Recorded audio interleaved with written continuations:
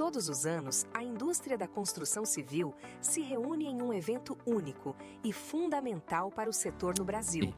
O Encontro Nacional da Indústria da Construção, ou ENIC, é o maior e mais importante evento do calendário anual da construção civil e da incorporação imobiliária no país.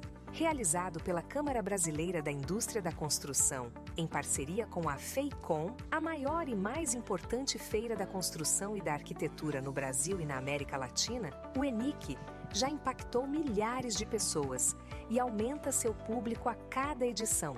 A programação do evento está dividida em 6 trilhas temáticas como habitação, inovação e sustentabilidade, segurança empresarial, negócios e economia, infraestrutura e obras industriais e, por fim, gente e gestão, que traduzem a agenda estratégica da indústria da construção e agregam as mais importantes empresas e personalidades públicas e privadas, assim como especialistas nacionais e internacionais em debates amplos e qualificados. O ENIC ainda se destaca nacionalmente como um evento imperdível para a atualização profissional continuada, networking qualificado e articulação de novos negócios. Gostaríamos de agradecer a todos e desejar as boas-vindas ao futuro da construção civil no Brasil. ENIC, uma realização da Câmara Brasileira da Indústria da Construção.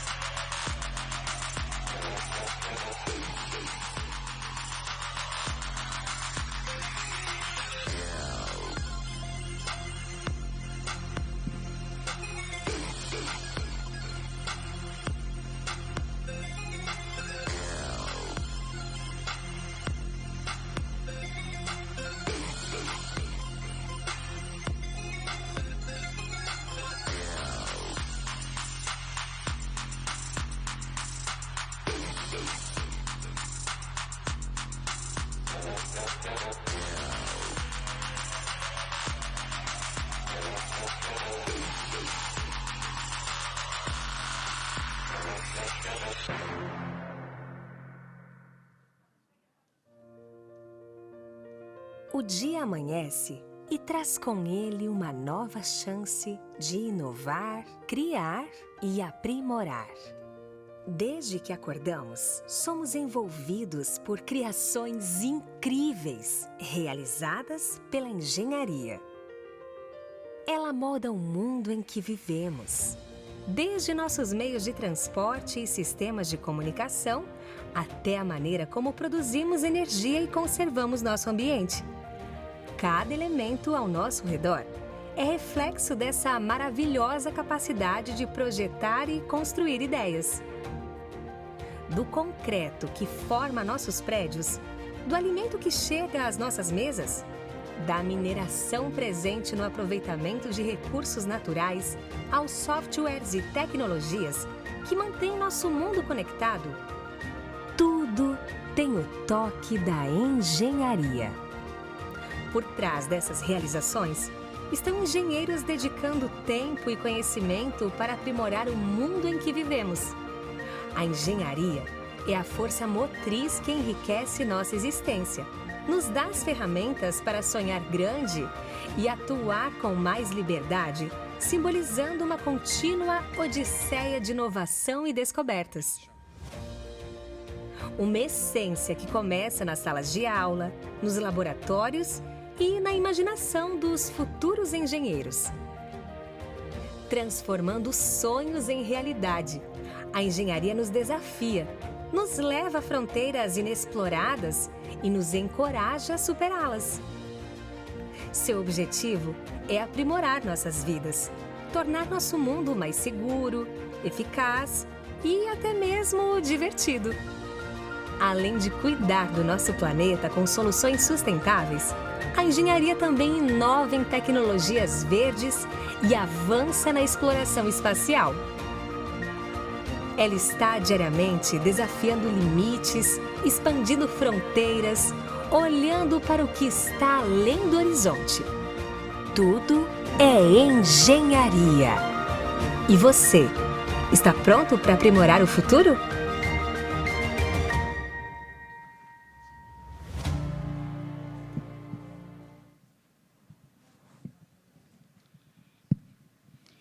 Bom, uma boa tarde.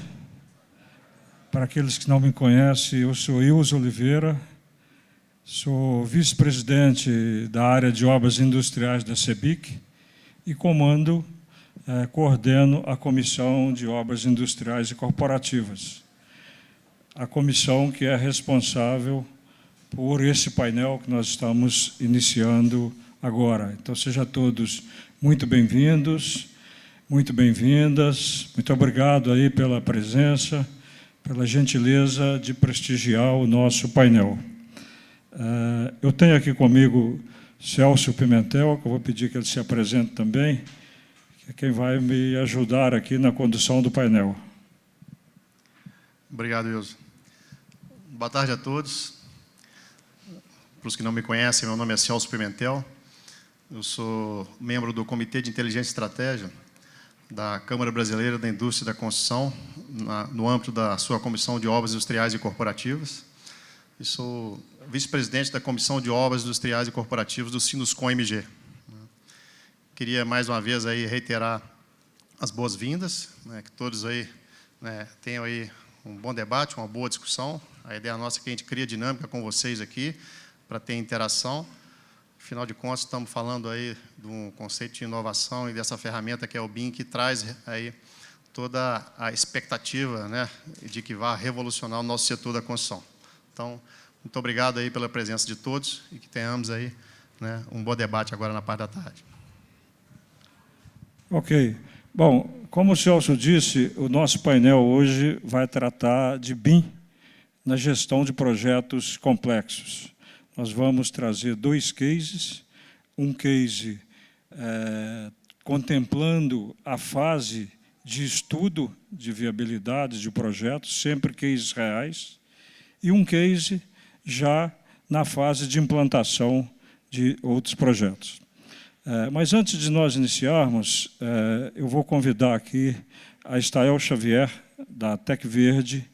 A Tec Verde é nossa patrocinadora, e ela tem uma mensagem aqui para todos nós. Com você, Estael.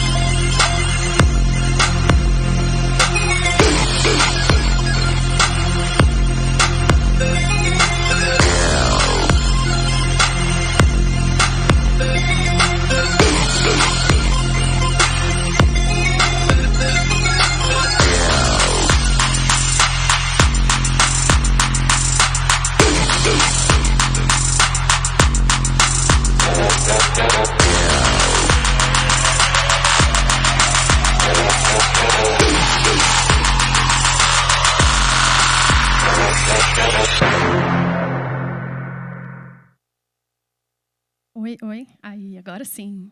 Boa tarde, pessoal. Já tomaram um café reforçado aqui para mim. O boa tarde já foi mais animado. Bom, pessoal, eu prometo não tomar muito tempo. Vocês têm uma discussão muito interessante hoje aqui sobre o BIM. Como vocês puderam ver aqui na Tec Verde Engenharia, no nosso vídeo, a gente queria dar as boas-vindas para vocês. É um prazer muito grande poder patrocinar essa sala e poder estar aqui discutindo sobre industrialização na construção, sobre sustentabilidade, sobre temas que a gente acredita tanto na construção civil. Eu sou Estael Xavier, eu sou diretora hoje da área comercial e de marketing da empresa. E a Tec Verde Engenharia, como vocês puderam ver no vídeo, ela é uma indústria de tecnologia para construção civil, onde ela produz todas as paredes, painéis, hidráulica, elétrica dentro da sua fábrica em Araucária, e ela leva para fazer a montagem no canteiro, tornando aí as obras até 4 vezes mais rápidas do que no sistema convencional. Vocês provavelmente já escutaram falar da gente nessa obra agora do começo do ano, né? Nós entregamos no começo do ano, mas de São Sebastião, onde a gente pôde entregar, então, 518 unidades habitacionais num prazo muito rápido, né? Em apenas 6 meses foram feitas todas as produções e montagem dessas unidades habitacionais. É um sistema construtivo normatizado, um sistema que atende quesitos de qualidade, de eficiência, de velocidade, né? Então, é um prazer muito grande poder apresentar isso aqui para vocês. Eu espero que essa semana vocês tenham discussões muito enriquecedoras aqui nessa sala e nas demais salas aí que a CEBIC está promovendo essas discussões.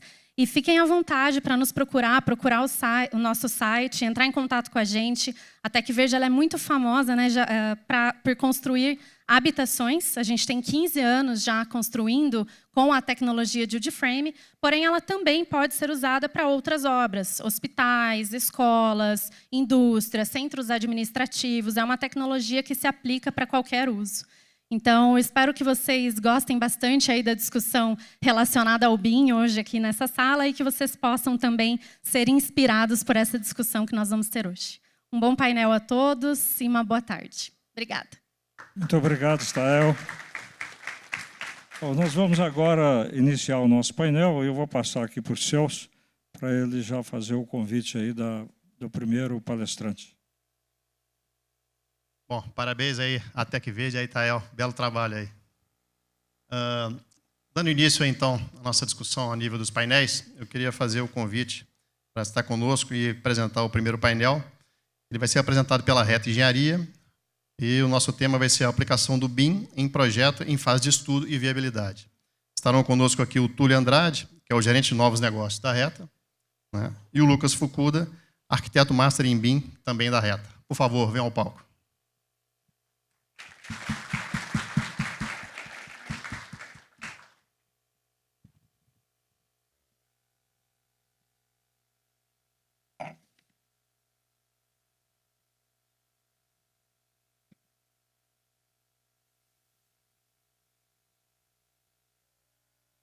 Boa tarde a todos. Primeiramente, gostaria de agradecer a oportunidade aqui em nome da Reta, pelo convite do CEBIC, do ENIC, por estar aqui e poder apresentar esse case nosso. A Reta é uma empresa mineira com 29 anos de existência. A gente trabalha desde o estudo de início de concepção de projeto até a conclusão de sua implantação. Então, a gente visa oferecer aos nossos clientes, gerar valor aos nossos clientes durante todo o ciclo de vida do projeto. O case que a gente vai trazer aqui foi numa fase bem inicial. Então, a gente vai trazer aqui um exemplo de como a gente pode aplicar a ferramenta, utilizando o BIM ali como meio, de fato, nos estudos de viabilidade, como a gente consegue otimizar tanto na parte de engenharia, quanto também na modelagem econômica, financeira do projeto. Então, a gente vai trazer 4 tópicos específicos, um pouco sobre a contextualização do projeto, os itens que a gente desenvolveu para apoio à modelagem BIM na fase de contratação, os estudos de CAPEX e o estudo de descarbonização do projeto, que a gente passa pelo cálculo do footprint de carbono do projeto. Então, o projeto que a gente trouxe é o estudo da implantação de uma usina hidrelétrica, e aí a gente está falando de uma casa de força com 2 conjuntos de turbinas Kaplan e uma capacidade geradora de 248 megawatts. Por força de contrato, a gente não pode mencionar aqui o cliente e os locais onde serão executados a obra, mas a gente fala de um projeto de um investimento em torno de 700 milhões de dólares e um prazo aí de 5 anos de implantação. Parte do escopo foi justamente a modelagem para esse cliente final da contratação de um EPC, atualização dos baselines de planejamento e CAPEX e a base do desenvolvimento do projeto detalhado. Aí, para entrar no detalhe de todo o projeto, eu vou deixar com o Lucas Fukuda, que é nosso BIM Manager, que acompanhou todo o desenvolvimento. Boa tarde, pessoal. Eu sou o Lucas Fukuda. Então, como que foi a abordagem BIM para esse projeto, né? A gente começou fazendo um diagnóstico do cliente, entendendo o que ele precisava, onde que ele estava, para justamente ter uma visão um pouco mais estruturante do BIM, porque os projetos são formas de medir como a gente implementa o BIM nas empresas, né? E não só num projeto específico. Para a parte de contratação dessa engenharia detalhada desse consórcio, a gente produziu um manual BIM aplicado ao setor hidrelétrico, eu vou explicar isso no próximo slide. A gente definiu os requisitos de troca de informação e a gente criou um template de BEP pré-contratual, trabalhando na parte da implementação do IDS. Isso a gente vai mostrar também. E a gente aproveitou, já que a gente ia atualizar as baselines de planejamento e CAPEX, por que não fazer isso em BIM, a orçamentação, e depois eu vou apresentar o que a gente fez de sustentabilidade. Então, primeiro a gente precisava entender o que é esse empreendimento, né? O que é um projeto hidrelétrico, o que se configura uma hidrelétrica, os seus componentes, as suas fases, como é que eu classifico uma hidrelétrica de acordo com sua capacidade de reservatório, a sua potência instalada, o seu tipo de turbina. Então, isso passa por determinadas fases que a gente foi entender aonde que o BIM podia potencializar as entregas dessas fases, né? Desde os estudos iniciais, onde eu preciso ter uma noção mais da topografia, né? Até a parte de viabilidade, onde tem simulações hidroenergéticas para definir a solução de melhor custo-benefício e a turbina ser adotada para esse projeto. Isso é importante para as fases seguintes, de projeto básico, projeto executivo, o que eu vou produzir, qual que vai ser a interação entre as disciplinas e quais vão ser as informações geradas. O cliente ele queria trabalhar o BIM na parte da gestão da engenharia, mas na gestão da obra em si, da inspeção e da gestão da operação e manutenção. Então, em cada uma dessas etapas, a gente foi entendendo onde que o BIM podia apoiar e a gente atribuiu metas e usos estabelecidos, muito adaptados a partir dos cadernos do BIM Fórum, né, que a gente estudou e foi aplicando a cada uma dessas etapas da linha do tempo de uma hidrelétrica. A gente determinou um fluxo, né? Após ter entendido o que era um projeto hidrelétrico, a gente foi trabalhar a questão das informações, dos requisitos de informação para possibilitar esse desenvolvimento. Porque sem informação não existe gestão, né? A gente tem que gerir a própria informação. E como é que a gente criou essa matriz de requisitos?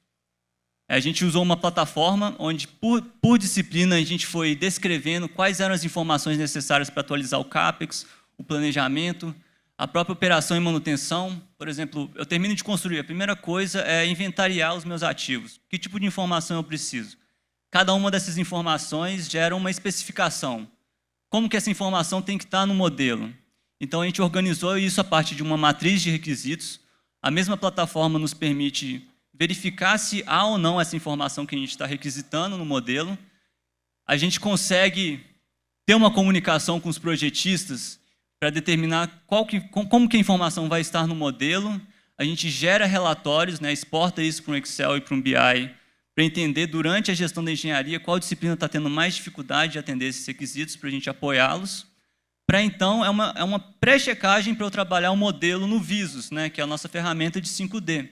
Para não perder tempo investigando o modelo, como ele foi modelado. Eu já planejo essa informação antes, para depois eu extrair elas no software de 5D.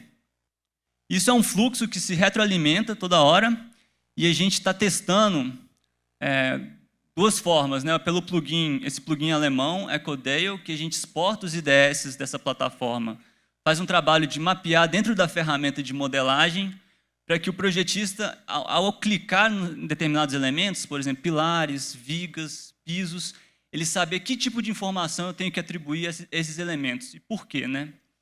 Da mesma forma, pode ser feito com as soluções do BIM Collab, que a gente testou criando esses requisitos no Nexus, verificando no Zoom, exportando gerando gráficos de quais disciplinas estão atendendo ou não os requisitos, para, de fato, a gente garantir que a informação esteja presente nos modelos.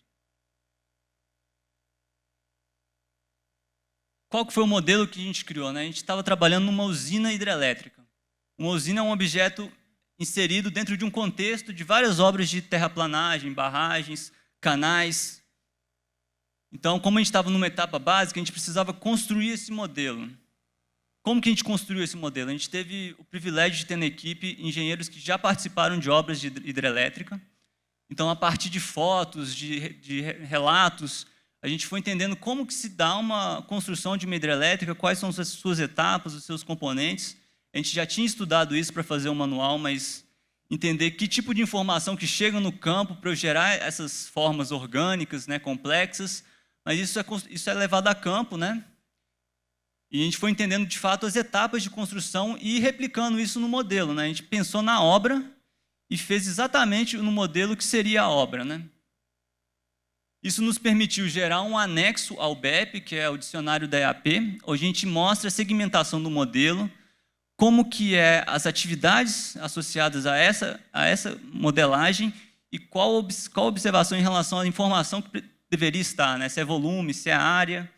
E a gente foi simulando o sequenciamento construtivo para justamente validar essa modelagem.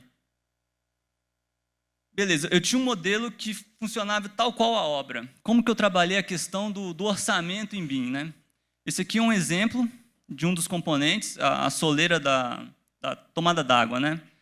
Vocês podem perceber que, na verdade, esse cantinho mais arredondado é um tipo de forma metálica. Essa parte aqui, em laranja, é uma forma deslizante. Eu tenho um canal de drenagem aqui que as paredes é um tipo de forma, o teto é outro tipo de forma. Eu tenho concreto de 15, 20, 30 MPa. Foi entendendo quais são as informações que eu precisava extrair, que são os critérios de remuneração de campo, para, de fato, construir esse modelo. E a gente atribuiu 2 estratégias de codificação, tanto para o planejamento como para o CAPEX. Por quê? Dentro da nossa ferramenta de 5D, a gente consegue automatizar a estruturação dessa EAP. Eu consigo, a partir do mesmo modelo, ter uma visão de planilha de quantidades do meu orçamento e do meu CAPEX, simplesmente estruturando de acordo com esses 2 parâmetros. Então, eu tenho os quantitativos conversando do planejamento e do CAPEX, né, porque eles partem da mesma base, que é um modelo. E, a partir disso, eles extraem as quantidades da mesma forma, as quantidades de forma e de volume de concreto. A gente notou que a planilha pré-BIM ela era simplificada demais, né? Faltavam etapas, estava faltando escopo. E mesmo faltando escopo, a gente notou que as atividades estavam muito majoradas.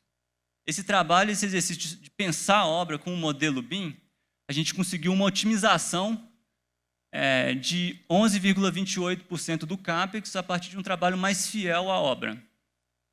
E nisso a gente determinou esse custo-alvo, né, essa baseline, para de fato levar o modelo 5D para a obra e fazer essa gestão, do fluxo acumulativo em relação ao tempo, do valor agregado. É assim que a gente vai controlar a obra com o BIM. E como que foi a parte da sustentabilidade, né? Como que eu posso reduzir o impacto da minha obra com a modelagem BIM? Existem 2 formas. A primeira é durante a fase da engenharia, onde eu tenho uma integração bidirecional dentro da minha ferramenta de modelagem, eu exporto isso com um plugin, vou mapeando os meus materiais e vendo mais ou menos onde que está a maior concentração das minhas emissões de carbono. São nos meus pilares, nas minhas paredes, nas minhas lajes, e ele já vai me dando indicativos de quanto eu consigo reduzir a minha pegada de carbono. A gente achou interessante, realmente é muito eficiente, eu mudo o modelo, sincronizo, já vejo o impacto aqui, mas não era bem o que a gente estava procurando, né? A gente queria viabilizar essa obra de menor impacto. E a gente notou que no Visus tinha uma exportação para uma análise de sustentabilidade para uma calculadora de carbono. A gente, vamos explorar isso. Então a gente conseguiu, mas é uma integração unidirecional ainda. Eu preciso exportar esses dados de uma determinada forma, integrar eles a uma calculadora de carbono, fazendo aqueles mesmos mapeamentos, só que eu estou analisando não a engenharia, mas o meu CAPEX. Estrutura algumas simulações de substituição de materiais por materiais que são mais sustentáveis, que emitem menos carbono durante seu processo de fabricação. Para eu analisar a emissão de carbono durante a minha obra, eu tenho que abrir a minha CPU e entender quantas horas tem de equipamentos, quais são esses equipamentos, para ver o consumo de diesel que eu estou tendo durante a minha obra e calcular a emissão de carbono. Tudo isso nos permitiu analisar de uma forma macro. Eu precisava entender como que eu podia, de fato, levar isso para a obra. Então, foi mudando a visão que eu tinha criado do 5D para o 4D. Eu exportei e trabalhei as mesmas informações. As quantidades são as mesmas, né? E, a partir do 4D, eu voltei e sequenciei, atribuindo intervalos, para que eu entendesse, em cada etapa de construção, onde que estão meus elementos que mais emitem carbono, né? No caso, são essas 2 estruturas de barramento. Então, para eu estabelecer metas de redução de carbono durante a minha engenharia, eu sei onde atuar e onde que eu vou, de fato, impactar na redução de carbono.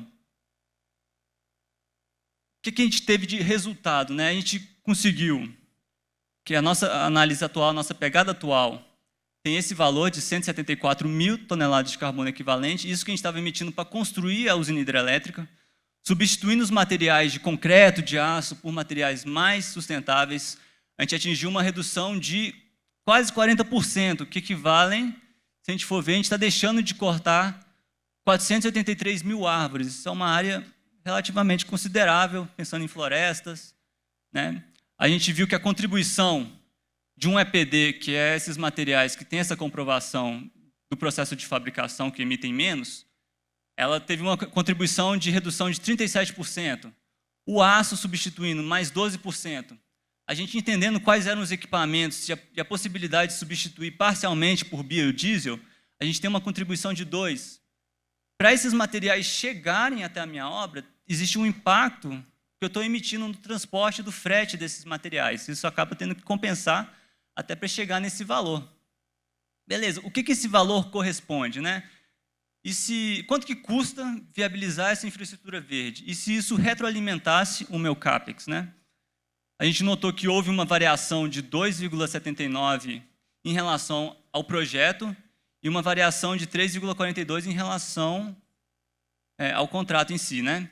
Então, os materiais mais sustentáveis, eles acabam aumentando o CAPEX, mas isso não é nem de perto o que a gente conseguiu otimizar trabalhando o BIM para a orçamentação. E o que isso permite a gente, né, atingir? Né? Os chamados Green Bonds, que são instrumentos ESG para viabilizar essas obras. Aí eu vou deixar para o Túlio. E aí, o que é o mais interessante que a gente traz? Normalmente a aplicação do BIM como meio, assim, não como um produto final. O meio de viabilizar e entender as coisas. A gente fala, por exemplo, de uma redução da emissão de carbono em 40% e atrela isso a um aumento de custo de 2,79%. Hoje, tem 6 modelos de aplicação de financiamento para projetos sustentáveis. 2 deles que são mais viáveis e mais recorrentes. O modelo de emissão de título que a própria empresa emite, a Ambipar, ano passado, captou 700 milhões a 9,87 ao ano, que é uma taxa que você não encontra no mercado privado, e pelo modelo de investir em solicitação de empréstimo. Se você for pegar a instituição financeira internacional, hoje você tem o Banco Mundial, Deutsche Bank, tem algumas linhas de crédito internacionais voltadas para empresas e projetos sustentáveis. Dolarizando o projeto, você consegue um financiamento nessas linhas próximo à taxa de juros americanos, de 5%, 6% ao ano. Se a gente jogar isso ao longo dos 5 anos, que é o tempo de implantação do projeto, e dos 700 milhões, o que você vai ter de ganho só dos juros sobre esse valor, já se paga esse aumento de capital aqui em função do aço e do concreto para viabilizar os Green Bonds. Então, assim, essa viabilidade vai além da maior acuracidade das informações de engenharia para o CAPEX, mas também nessa modelagem financeira, onde você consegue ter uma linha de financiamento mais competitiva, aumentando a TIR do projeto, reduzindo o payback e viabilizando o projeto. Então, a aplicação também é muito nesse sentido de ter amplas frentes de trabalho do BIM. Acaba que eu me empolgo um pouco nessa parte, a gente acabou até estourando nosso tempo aqui.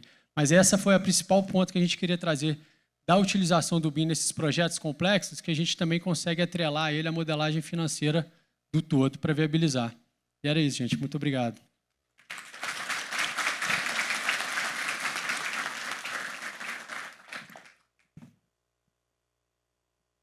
Muito obrigado, Túlio. Obrigado, Fukuda. Bom, nós vamos dar continuidade, depois nós vamos ter uma fase de debate, onde nós vamos poder esclarecer, complementar algumas informações, esclarecer alguma dúvida de quem está presente, né? O objetivo desse painel, como eu disse no princípio, é exatamente romper, quebrar paradigmas. Né? Se fala muito em BIM, né? Às vezes as pessoas, os profissionais da área, entendem que isso é uma coisa utópica de vamos levar muito tempo, né, para chegar lá. E nós estamos trazendo aqui 2 cases reais, né? Reais, de projetos relativamente grandes, né? Projetos de grande porte, complexos. Um que é na fase de estudo de viabilidade, que é esse que foi apresentado aí pelo Túlio e pelo Fukuda. E nós vamos entrar agora num outro projeto, vai ser apresentado pela HTB, o Ito Saraiva vai apresentar para nós, já utilizando a ferramenta na fase de execução, de implantação do projeto. Então está com você aí, Ito. Obrigado aí pela disponibilidade de vir trazer esse case real aqui para nós. Boa tarde, obrigado pelo convite. Nós vamos falar um pouquinho do projeto 15 bis e de um case de um dos aeroportos, que é o aeroporto de Teresina, no Piauí. Primeiro falar um pouquinho da HTB. A HTB é uma consultora de excelência na entrega de cada uma das obras, né? Nós estamos aí no mercado há 57 anos, um pouquinho mais, trabalhando. O nosso grupo tem aí a própria HTB, a Tedesco e a HTB Fit. A gente faz parte de um grupo alemão chamado Zec Group. Então, sempre trabalhando em megaprojetos, então mais de 100 contratos de pré-construção, 1,8 bid backlog, então obras de infraestrutura, então desde portos, UTEs, aeroportos, pequenas centrais hidrelétricas. Na parte industrial, algumas indústrias de papel e celulose, indústria automotiva, então a gente está em todo esse mercado. Na parte de edificações, edifícios residenciais, hotéis, comerciais e, obviamente, sempre prezando pela ética, pelo compliance, pela sustentabilidade. E falar um pouquinho do projeto 15 bis, né? Então, basicamente, eu vou dar um overview do projeto, falar um pouquinho do nosso BEP, da parte de documentação, e aí a gente dá uma aprofundada no case de Teresina. Antes de começar, eu tenho que agradecer a equipe, né? Nosso projeto, como é um projeto relativamente grande e espalhado pelo país, a gente acabou tendo uma equipe robusta aí, com mais de 20 profissionais multidisciplinares, inclusive focados na parte de BIM. Então, acho que tem que agradecer a todos, porque senão o projeto não ficaria em pé. O projeto 15 bis é um projeto da CCR. Basicamente, são 15 aeroportos, divididos em 2 grandes grupos, né? O lote do Bloco Sul e o do Bloco Central. No Bloco Sul, a gente pode destacar 3 aeroportos, que seriam de Foz do Iguaçu, de Londrina e o de Curitiba. E no Central, poderia destacar Goiânia, São Luís e Teresina, que é o aeroporto que a gente vai focar. Aqui alguns números desse projeto. Nós temos aí cerca de 42 mil metros quadrados de retrofit de terminal, um pouco mais de 35 mil metros quadrados de ampliação ou implantação de terminal de passageiros, quase 5 mil metros cúbicos de concreto para a fundação, 32 mil cúbicos de concreto para estrutura. A gente está falando aí de um pouco mais de 1 milhão de quilos de estrutura metálica, cerca de 40 mil metros quadrados de cobertura. Terraplenagem, a gente está beirando aí 2 milhões de metros cúbicos. Pátio de aeronaves, né? Nós vamos ter aí aproximadamente 107 mil metros quadrados e quase 173 mil metros quadrados de pavimento flexível. Quando a gente entra para falar do projeto 15 bis, a gente tem que dar alguns passos atrás para trazer as premissas, né? Há exatos 1 ano atrás, a gente estava confirmando as premissas, a gente estava discutindo com projetistas espalhados pelo mundo, né? Então nós temos projetistas em todas as regiões do Brasil, projetistas na Europa, todos eles trabalhando de forma colaborativa, para a gente poder definir e confirmar as premissas e, a partir daí, validar os layouts com o cliente, atendendo às premissas e às normas aeroportuárias, validando geometrias. Então, todo esse trabalho foi feito através de mapeamentos de georradar. Tivemos que fazer ensaios e levantamentos topográficos, geotecnia, para a gente poder, enfim, chegar num projeto básico. E nós chegamos neste projeto básico em cerca de 4 meses. E dentro desses 4 meses nós tínhamos que levantar as quantidades, validar um CAPEX, para daí começar a obra, fazer os projetos executivos, né, entrar na parte de modelagem do executivo, em paralelo à execução das obras. E, com isso, ainda iniciar os as-builts, que é onde nós estamos hoje. E tudo isso em 18 meses. Então, provavelmente em agosto, a gente está finalizando 15 aeroportos em paralelo. E para vencer esse desafio, não tinha outro caminho que não aplicar BIM, né? Então, a gente sabe que quando a gente aplica BIM, a gente consegue, através de parâmetros, ter a validação do nosso CAPEX, a gente consegue colaborar a questão do georreferenciamento. Então, todos os projetistas de todos esses países não conseguiriam estar juntos ao mesmo tempo e ter um projeto em 6 meses, aí vamos falar, estamos batendo um ano a gente está com um projeto executivo. Pensando em básico, a gente gerou cerca de 9 mil documentos em 4 meses, e aqui no executivo estão beirando os 16 mil. Então, é muita coisa para se fazer em um ano, e, além disso, você está com as obras em paralelo, né? Quando a gente fala de BIM na HTB, a gente traz o HTBIM, que é o nosso programa de BIM que está aí na praça faz mais de 10 anos. E o nosso programa, basicamente, ele é uma suíte de parâmetros e de standards que a gente segue, que a gente adapta para cada um dos projetos. E, no caso do projeto 15 bis, a gente adaptou para incorporar algumas normas aeroportuárias, né? Então, tem diversas normativas que a gente tem que incluir nos nossos modelos, sejam de parâmetros de modelagem, ou seja, de nomenclatura e de documentação. Então, tudo tem que ter a sua nomenclatura, o seu parâmetro correto, para que a informação seja gerada da forma correta e a gente consiga que essa informação permeie desde a engenharia até a execução, né? A gente tem o nosso GED, então o nosso GED ele foi extremamente importante, está sendo importante para a gente trabalhar de forma colaborativa e compartilhar as documentações, tanto com as obras, tanto com os projetistas e o nosso time de orçamentação, de gestão contratual. Então, isso tem gerado uma melhoria, uma fluidez na comunicação. Então, acho que esse é um ponto importante deste projeto. O aeroporto de Teresina, ele é um aeroporto especial para a gente, porque o aeroporto de Teresina era um aeroporto que ele ia ter uma implantação basicamente de um terminal inteiro novo, com um pátio de aeronaves, hangares, tecas, enfim. Eram várias edificações, e no meio do processo a gente identificou que estava estourando o CAPEX, né? Então, o CAPEX, obviamente, era um desejo do nosso cliente ter um aeroporto 100% novo, e foi nos dado o desafio de ter esse terminal retrofitado e ampliado. Então, basicamente, o que nós estamos fazendo é trazer no aeroporto dos anos 70 para os anos 2000. Né? Então, é o que a gente está fazendo, ampliando, retrofitando o aeroporto existente, incluindo aqui um conector e uma região onde você vai ter as pontes de embarque. Hoje, esse aeroporto não conta com pontes de embarque, então ele vai passar a trazer esse conforto para o nosso usuário, né?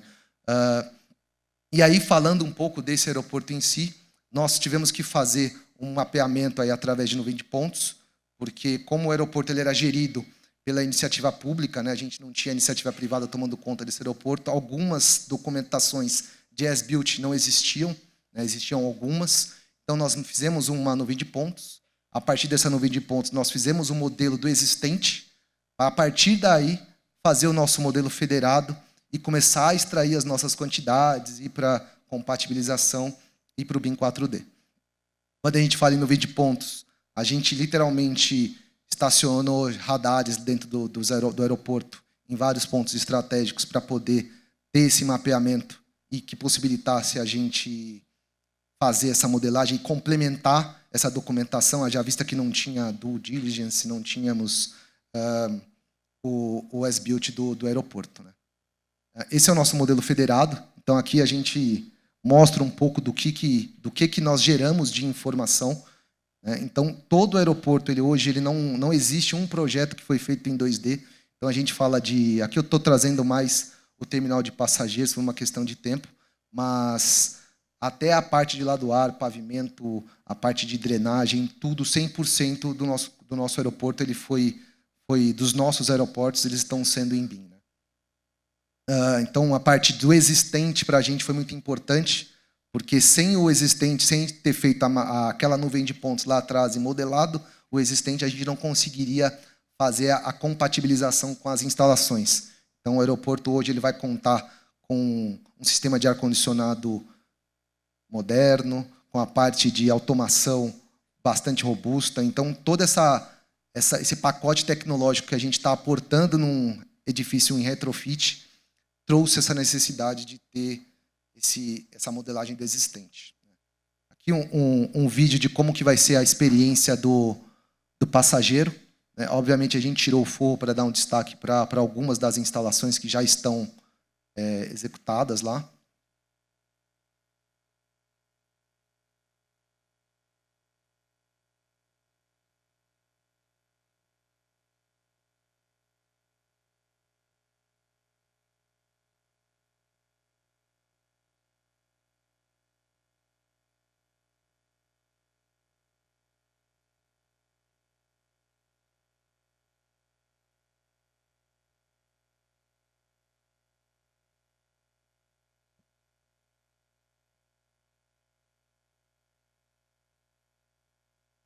A gente passa também aqui pelo canal de inspeção, a parte das salas de embarque. Então, toda essa região é uma região que foi retrofitada, né? Está sendo reformada. E a partir daqui ele já entra na parte da ampliação, que é onde nós temos o conector e vai para as pontes de embarque.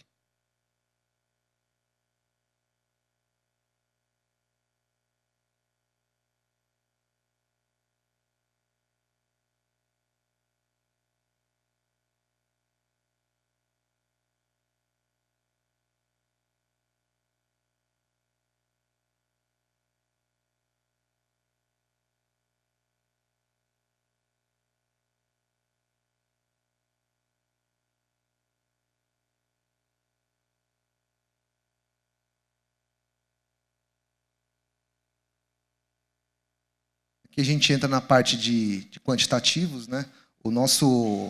Até pelo desafio de ter um CAPEX em 4 meses e ter um orçamento validado com o cliente para partir para um executivo, nós tivemos que ter os nossos parâmetros muito bem definidos para que a gente pudesse validar o nosso orçamento e poder dar o próximo passo com o cliente, né? Então, esse foi um ponto muito importante no nosso processo de implantação do BIM para este projeto especificamente. Hoje nós estamos numa etapa que a gente está em obra, finalizando o projeto executivo, iniciando as build de algumas disciplinas e também na etapa de compatibilização.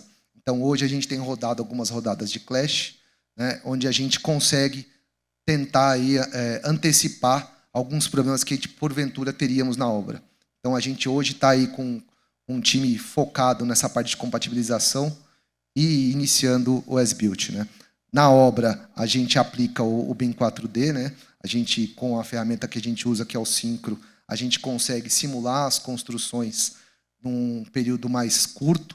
A gente consegue simular 10 cenários de planejamento diferente. Então, a gente tem atuado de modo que o planejamento consiga chegar na frente de trabalho muito mais fácil, até porque muitas vezes as pessoas o funcionário que está na frente de trabalho não entende um cronograma, e se você mostra um vídeo, uma imagem, ele sabe muito mais como é que ele vai executar o que vem pela frente. Acho que era basicamente isso que eu queria mostrar para vocês. Espero que tenham gostado aí. Muito obrigado.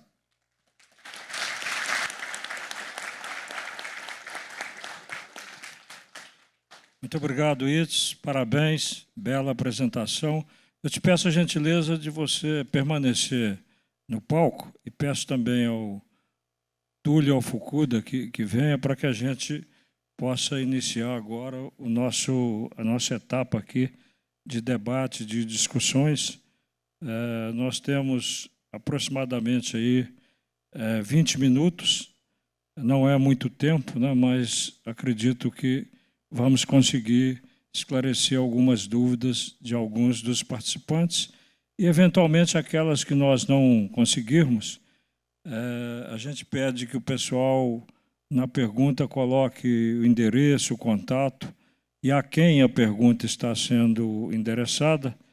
Depois, nossa equipe aí da CEBIC vai coordenar essas respostas e encaminha a vocês. Nós temos um pessoal que está nos ajudando aí, o pessoal da CEBIC Jovem.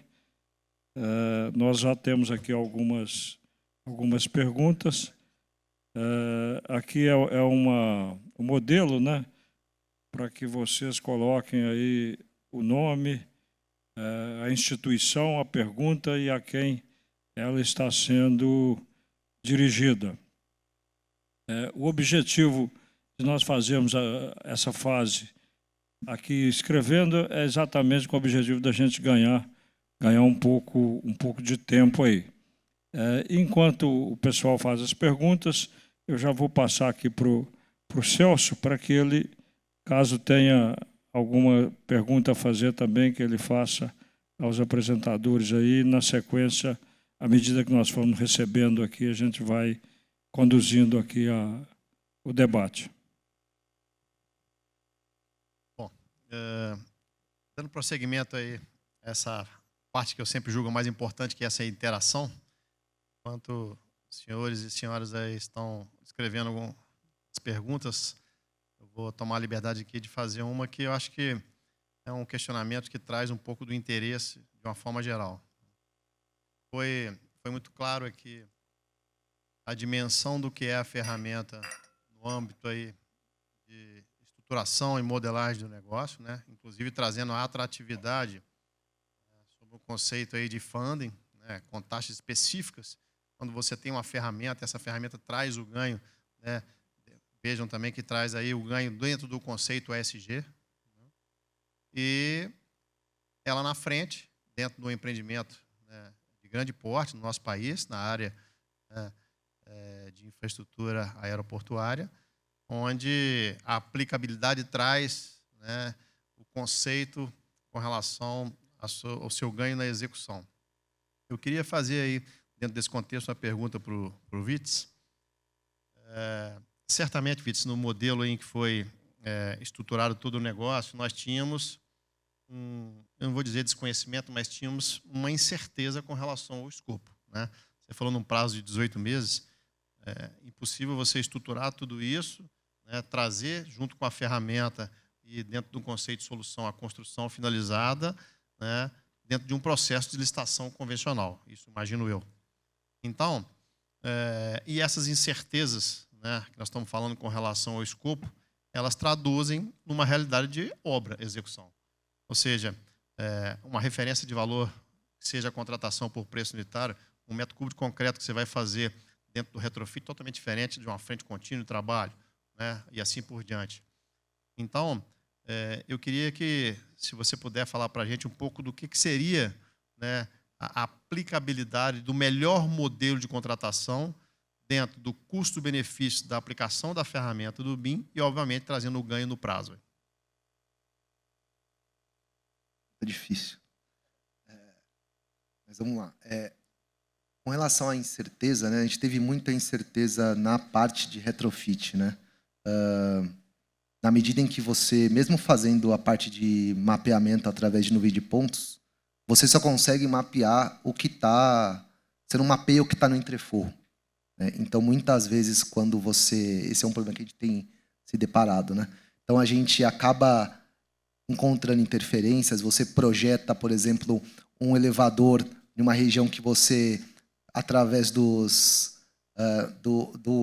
as-built que você possui, não tem viga, não tem instalações passando por lá, e quando você vai colocar um elevador lá, você tem uma laje protendida, você tem uma série de problemas.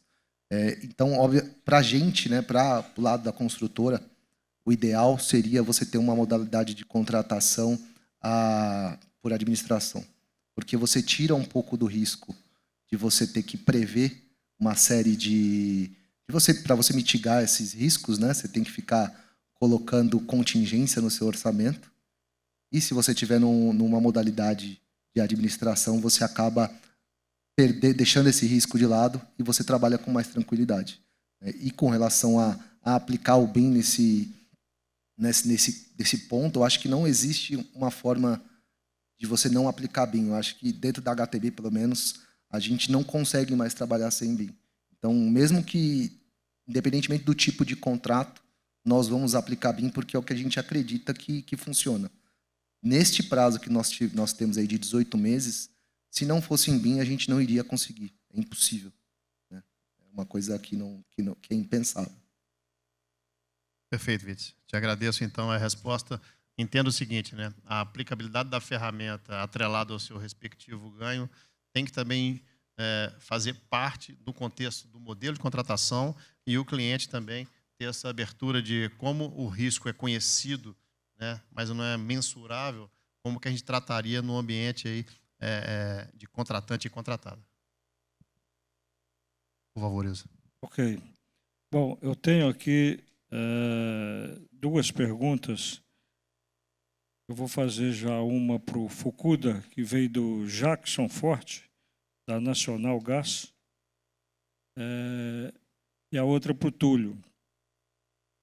A pergunta para o Fukuda é o seguinte: quais as técnicas utilizadas para mapear com nuvem de pontos as disciplinas complementares, elétricas, hidráulica, etc.? Eu acho que essa pergunta deve ter sido para o aeroporto, né? Porque o nosso foi mais um modelo civil e infraestrutura, não tinha muita instalação.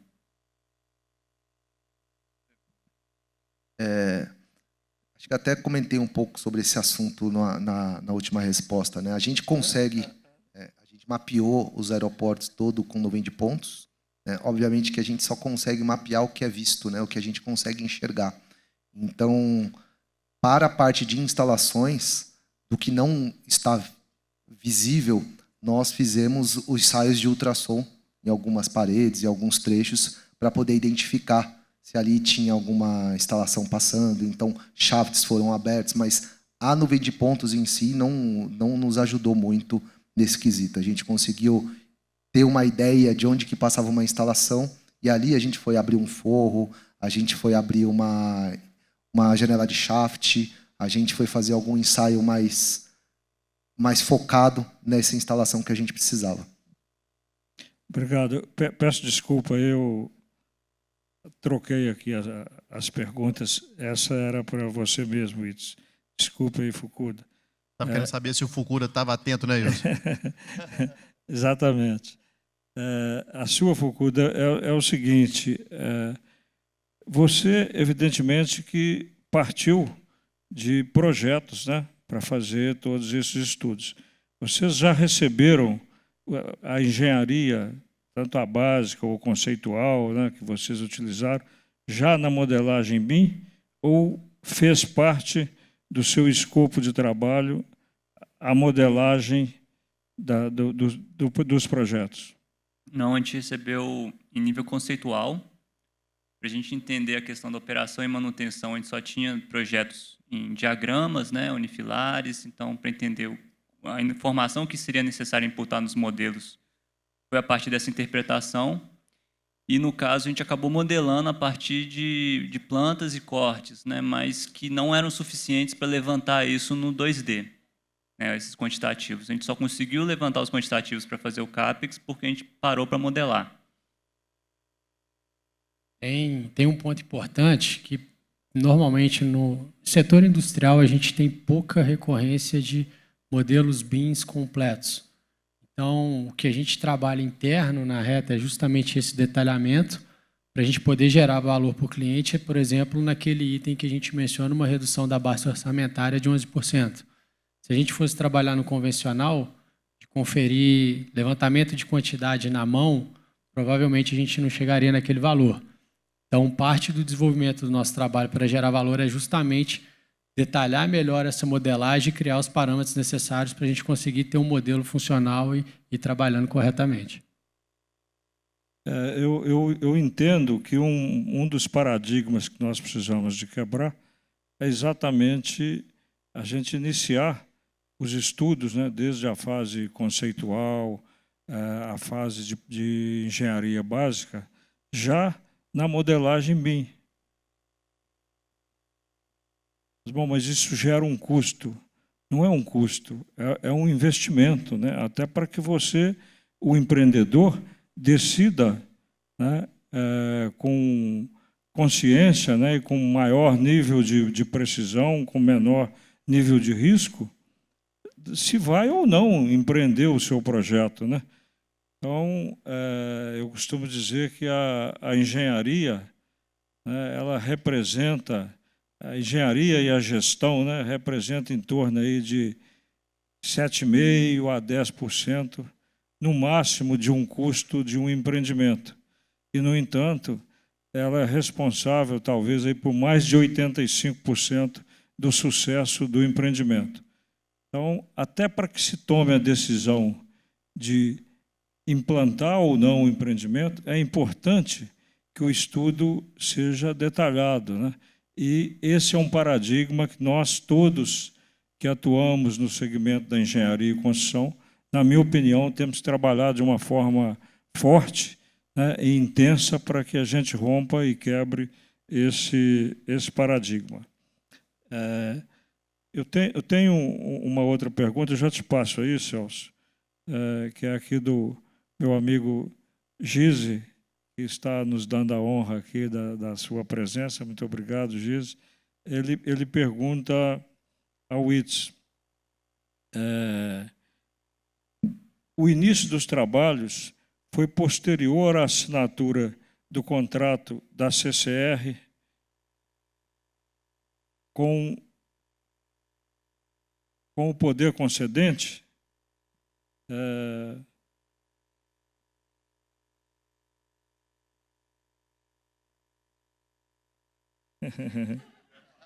Designar se ficou abaixo do CAPEX previsto na licitação, ou seja, se eu entendi, você quer uma referência do real com o CAPEX lá da época da concessão. Se você puder falar um pouco sobre isso para nós aí, Edson, obrigado. Na verdade, a gente não teve acesso ao CAPEX que a CCR fez, né?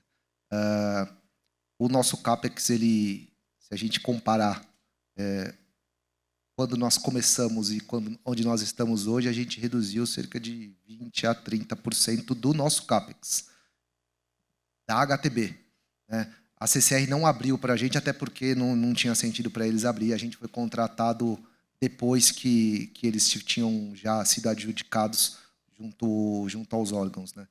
Então, acho que aplicar bem no nosso caso, ele trouxe essa vantagem de confirmar a nossa contratação junto à CCR, né? E trazendo essas reduções de custos, e aí em função não só do BIM propriamente dito, mas das reengenharias que foram feitas ao longo desse processo. Nós temos uma luz piscando ali que o tempo está esgotado. Eu vou pedir ao Celso que faça aqui duas últimas perguntas que está com ele aí para que a gente possa encerrar aqui.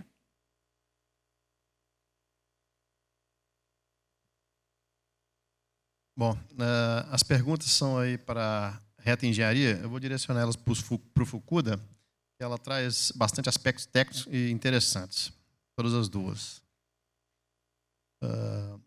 A primeira foi feita pelo Pedro, da Novo Nordisk. Ele comenta uma realidade que a gente sofre bastante, principalmente quem trabalha especificamente na construção, né? Ou seja, ele fala de gestão de mudanças, fala aí, né, das famosas adequações de campo, né, como é que é feito aí nesse as-built. A gente sofre muito com isso e, obviamente, isso tem um reflexo na ferramenta, né? Então, ele gostaria de saber como é que deveria ser tratado, né, no caso aí do projeto da Reta, foi na estruturação do negócio, como isso deve ser tratado no âmbito especificamente da sua execução. A segunda pergunta, ela foi feita pelo Leonardo, da Ozark, acho que falei certo. Ele identificou aí, né, especificamente na ferramenta abrangendo o BIM, várias delas que são utilizadas integrando todo o sistema. Ele cita que foi utilizada uma ferramenta que é a Plan-Orly, né? E queria saber a relevância disso aí, né, ou seja, especificamente dessa ferramenta dentro do contexto como todo do BIM. Então, por favor, Fukuda. Vou responder a primeira, mas esse nosso case foi mais na fase de análise de viabilidade, ele bem inicial, mas um dos documentos que geralmente acompanha os planos de gestão é justamente toda essa parte de gestão de mudança bem documentado. O que a gente tem visto e tentado fazer é o seguinte: nos projetos onde a gente aplica o BIM na execução também, para aqueles itens que são adequação de campo e muitas vezes não partem da engenharia, a gente tem uma equipe específica para ir atualizando o BIM, integrando ele com planejamento 4D e 5D, de modo que quando você conclui o projeto, você vai ter praticamente seu modelo as-builtado. Mas não é tão recorrente esse tipo de contratação onde você tem a disponibilidade de um profissional para fazer essa atualização. Mas é o modelo que a gente vê mais recorrente hoje, que funciona essa gestão de mudança também no modelo. Porque o que a gente vê, às vezes, entrega um modelo no início da obra e aí abandona-se ele e depois você perde todo esse modelo ao final do projeto. Então, tem alguns contratantes hoje que já vêm solicitando essa equipe e aí a gente consegue ter o as-built no modelo e que também funciona de forma excelente para fazer a gestão do ativo depois, quando operando. Então, assim, depende muito da maturidade do contratante em relação ao BIM também. Em relação ao Plannerly, que é a plataforma que a gente constrói as matrizes de requisitos, é justamente para fazer a gestão da informação que vai estar presente no modelo, para isso vir antes como um requisito, né? E da gente apoiar o desenvolvimento da engenharia para garantir que o modelo chegue com informação para as etapas de orçamento, de viabilidade, porque se não for requisitado, se não tiver uma forma de incluir os nossos planos de execução BIM ao fluxo de modelagem, os nossos modelos nunca vão ter qualidade ou informação. Então, é uma forma da gente estar trabalhando colaborativamente, nós como orçamentistas, determinando qual nível de informação a gente precisa. Então, a gente acaba construindo esse template para permitir a orçamentação BIM. Ok. Bom, eu vou pedir a vocês, então, que cada um faça rapidamente as suas considerações finais, porque nós temos um painel na sequência aqui, começando pelo Fukuda. Bom, eu acho que o BIM ele veio para a gente conseguir fazer melhor as coisas e coisas melhores, né? Como reduzir o impacto das nossas obras, viabilizar infraestruturas mais verdes, atendendo o que talvez seja um dos desafios maiores atuais, que são as mudanças climáticas. E a gente consegue viabilizar isso através do BIM, através de estudos e com muita engenharia, né, por trás. Então, acho que o painel o case que a gente tentou mostrar foi para evidenciar isso. Túlio. Agradecer novamente a oportunidade de estar aqui. Eu acho que um debate desse é muito enriquecedor para a gente propor novas soluções, essas tecnologias para o nosso setor, e entendendo sempre como forma de um meio, de viabilizar, de melhorar a gestão da execução. Então, a ferramenta é muito ampla e eu acho que essa discussão ajuda a elevar o nível da maturidade nas empresas para a gente conseguir ter uma ferramenta mais robusta na implantação dos projetos nossos. Agradecer e parabenizar vocês também. Obrigado, Túlio. Witz. Primeiro, agradecer o convite mais uma vez, né? E acho que quando a gente fala de BIM, a gente acaba achando que isso é um futuro muito distante, mas, na verdade, é uma realidade muito presente. Então, na empresa que eu trabalho, a gente tem a felicidade de poder aplicar os melhores softwares, as melhores ferramentas, ter um processo organizado. Então, acho que isso cada vez mais vai se espalhar. E eu acho que é importante que todos nós estejamos aí preparados, porque tem muita coisa boa vindo aí com inteligência artificial. Então, é bem bom estar nesse meio, nesse momento aí. Muito obrigado. Obrigado, Witz. Celso. Deus, primeiro, fazer o agradecimento. Acho que é a oportunidade da gente discutir o tema de extrema relevância, como nós estamos fazendo nesse painel. Acho que traz um pouco do que a gente quer fazer como mudança no nosso setor, né, de construção como um todo. E falando especificamente aqui de obras industriais, eu quero aqui deixar uma reflexão, porque a gente tem aí muita demanda que é gerada por parte do cliente, né? Não é muito comum, exceto alguns setores específicos, né? Posso citar aqui o óleo e gás, por exemplo, mas grande parte dos setores não contratam no regime de EPC. As obras industriais, todas elas, né, trazem o cliente como fazendo essa gestão da contratação, seja através de um sistema de IoT com alguma consultoria, mas, enfim, a contratação está aí dentro do contexto de gestão do cliente. E nós temos um fato que é primordial, né, que é o comissionamento das plantas industriais. Esse comissionamento, né, ele deve ser iniciado dentro da sua estruturação em BIM, porque todos os sistemas e subsistemas têm que estar estruturados desde o início, né? Todo o projeto, né, como um todo, independente de qual fase esteja, né, ele tem que ser estruturado enxergando-se a visão de entrega desse comissionamento com os sistemas e subsistemas. E o cliente, muitas vezes, enxerga isso, mas eu queria falar uma palavra dura, às vezes ele não valoriza, né, o quão isso é realmente aí, né, um valor agregado para o projeto como um todo. Depois a gente tem na etapa especificamente de construção, em que tem aí alguns atrasos, seja de suprimento, de engenharia, a gente deixa um pouco de lado, talvez, esses sistemas, subsistemas, a concepção deles, né, independente da metodologia de planejamento que se faça, e acaba que toda a estruturação feita, né, com a aplicação da ferramenta, ela acaba sendo subutilizada, não vou dizer que ela não seria utilizada. E acho que essa mudança depende muito de nós, de convencermos os nossos clientes, convencermos o nosso setor de qual é o valor agregado. Então, acho que essa reflexão fica para todos nós nesse ambiente de discussão dos painéis aqui. Muito obrigado.